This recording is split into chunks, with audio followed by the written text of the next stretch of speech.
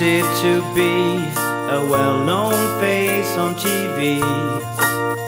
It would be so cool to be the next primetime fool. When the new season starts with competition for parts, anything will do, just as long as the drinks are free and the girls scream at you.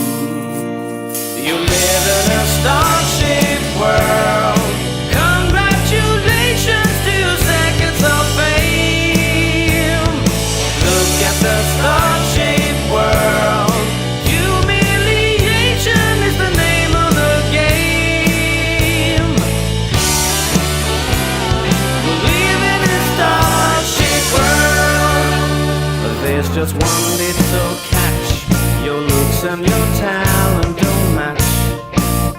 Oh, that's a minor detail for someone